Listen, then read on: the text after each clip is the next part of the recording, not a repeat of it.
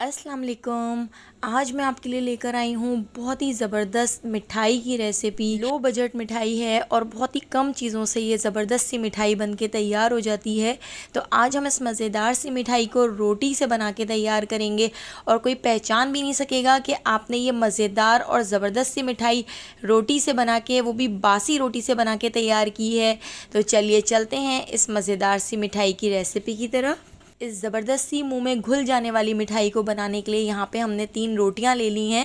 तो ये 3 रोटियाँ मैंने रात में बना के हॉट पॉट में रख दी थी, तो ये दूसरे दिन बासी हो गई हैं। तो आप बासी ही रोटी इसमें यूज़ करें, वो बहुत ज़बरदस्त लगती हैं। तो मेरे घर में आम तौर पर तो बड़े साइज़ की रोटियाँ बनती हैं, लेकिन इस मिठाई को ख़ास तौर पर बनाने के लिए मैंने छोटी रोटियाँ बना के तैयार की हैं। तो अब हम गैस की तरफ आ जाते हैं। एक कढ़ाई के अंदर हमने ऐड कर दिया है असली घी।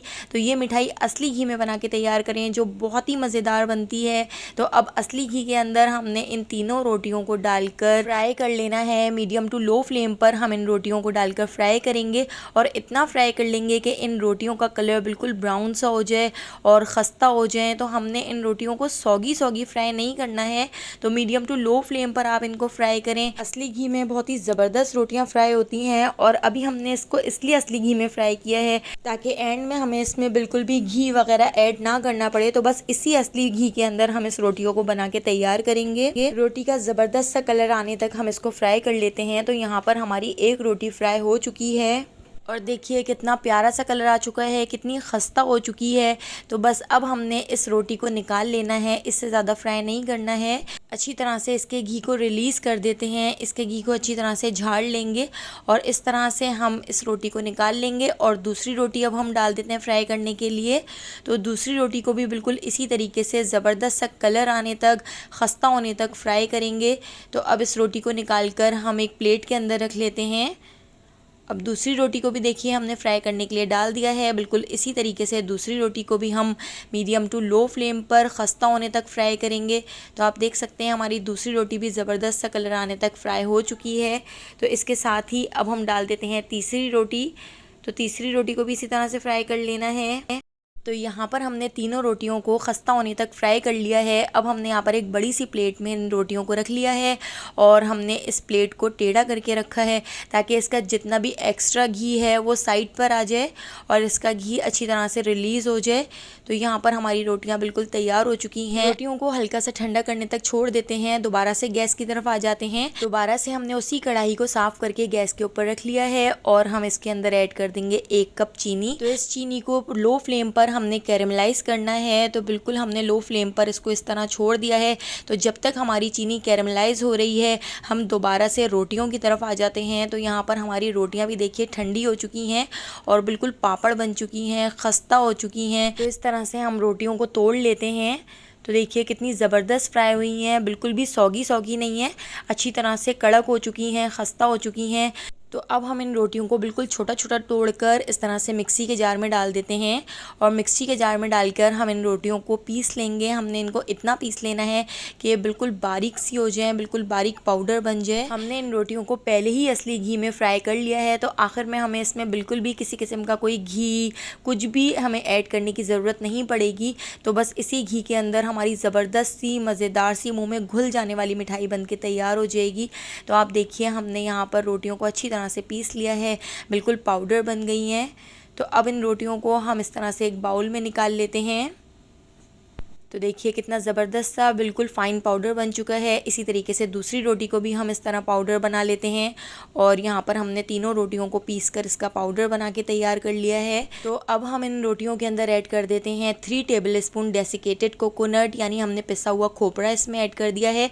पिसा हुआ खोपरा ऐड करने के बाद अब हम इसमें ऐड कर देते हैं 1/2 टीस्पून इलायची पाउडर। इलायची पाउडर ऐड करने से इसका फ्लेवर बिल्कुल चेंज हो जाएगा, बहुत ही ज़बरदस्त सा फ्लेवर आ जाएगा। है तो रोटियाँ ही, तो इसलिए रोटियों का फ्लेवर नहीं आना चाहिए। हमने इसीलिए इसमें खोपरा और हमने इसमें इलायची पाउडर ऐड किया है, जिससे इसका टेस्ट बिल्कुल ही चेंज हो जाएगा और कोई पहचान भी नहीं सकेगा कि आपने ये मज़ेदार सी मिठाई रोटियों से बना के तैयार की है। तो हमने देखिए इसमें खोपरा और इलायची पाउडर अच्छी तरह से मिक्स कर लिया है। तो यहाँ पर हमारा ज़बरदस्त सा मिक्सचर रेडी हो चुका है।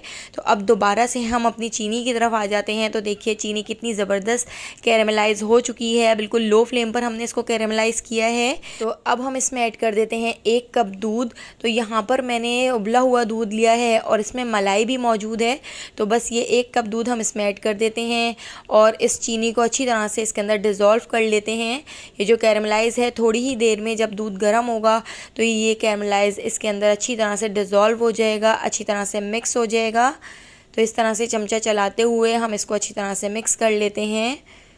तो देखिए यहाँ पे दूध का कितना ज़बरदस्त सा कलर आ चुका है और हमारी यहाँ पर चीनी भी कैरमलाइज जो है वो अच्छी तरह से इसमें डिज़ोल्व हो चुकी है।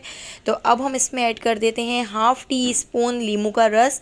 लींबू का रस ऐड करने से इसमें थोड़े थोड़े से दाने बन जाएंगे। जिस तरह आप बाहर मिठाई खाते हैं उसमें हल्के हल्के से दाने होते हैं और हमें ऐसा फील होता है जैसे हम खोए की मिठाई खा रहे हैं। तो बिल्कुल इसी तरीके से आप देखिएगा, इस मिठाई में भी आपको बिल्कुल ऐसा लगेगा कि जैसे आपने ये मिठाई खोए से बना के तैयार की है। तो आप देख सकते हैं इसके दाने दाने से आना शुरू हो गए हैं और यहाँ पर हमारा दूध जो है वो फट चुका है। तो हल्का हल्का सा बस हमने इस तरह से दूध को फाड़ लिया है। लींबू का रस ऐड करने के बाद अच्छी तरह से इसको मिक्स करना है, अच्छी तरह से चमचा चलाते जाना है ताकि पूरा दूध अच्छी तरह से दानेदार हो जाए। तो आप देखिए यहाँ पे उबाल भी आ चुका है, हमने इसको बहुत अच्छी तरह से मिक्स कर लिया है। अब हम इसमें ऐड कर देते हैं रोटी, खोपरा और जो हमने इलायची वाला मिक्सचर तैयार करके रखा था। तो हम ये पूरा मिक्सचर इसके अंदर ऐड कर देते हैं और इसके अंदर ऐड करने के बाद अब हमने इसको बहुत अच्छी तरह से मिक्स कर लेना है और मीडियम टू लो फ्लेम पर 10 से 15 मिनट हमने इसको पकाना है। इतना पका लेना है कि दूध अच्छी तरह से इसमें जज्ब हो जाए और जो ये मिक्सचर है वो कढ़ाई छोड़ना शुरू कर दे। ये मिक्सचर बिल्कुल कढ़ाई से अलग हो जाएगा, कढ़ाई को बिल्कुल छोड़ना शुरू कर देगा। तो उस स्टेज पर हमारा ये मिक्सचर बनकर रेडी हो जाएगा। तो इस स्टेज पर आप चीनी भी चेक कर सकते हैं। तो यहाँ पर मुझे थोड़ी सी चीनी कम लग रही थी, थोड़ा सा कैरेमलाइज कम था, तो इसलिए शायद चीनी कम हो। तो यहाँ पर मैं 3 टेबल स्पून चीनी ऐड कर देती हूँ। चीनी आप अपने टेस्ट के हिसाब से कम या ज़्यादा ऐड कर सकते हैं। तो चीनी को भी हमने इसमें अच्छी तरह से मिक्स कर लिया है, लेकिन यहाँ पर हमने पिसी हुई चीनी ऐड की है। पिसी हुई चीनी अच्छी तरह से इसमें डिज़ोल्व हो जाएगी। अगर आप ऐसी मोटी वाली चीनी ऐड करेंगे तो वो बहुत मुश्किल से डिज़ोल्व होगी और उसको बहुत ज़्यादा पकाना पड़ेगा। तो यहाँ पर देखिए चीनी भी अच्छी तरह से इसमें मिक्स हो गई है और हमारे इस मिक्सचर ने कढ़ाई को छोड़ना शुरू कर दिया है। आप देख सकते हैं चमचे से जब मैं इसको इस तरह ऊपर कर रही हूँ तो ये खुद ही कढ़ाई छोड़ रहा है और एक साथ मिक्स हो गया है ये पूरा मिक्सचर। तो यहाँ पर इसने कढ़ाई भी छोड़ दी है और यहाँ पर हमारा ज़बरदस्त सा मिठाई का मिक्सचर बिल्कुल रेडी हो चुका है। दोस्तों यकीन करें, अभी मैंने थोड़ा सा इसको टेस्ट किया, इतनी मज़ेदार, ऐसा लग रहा है बिल्कुल बाहर जैसी खोपरे और खोए वाली मिठाई हमने बना के तैयार की है।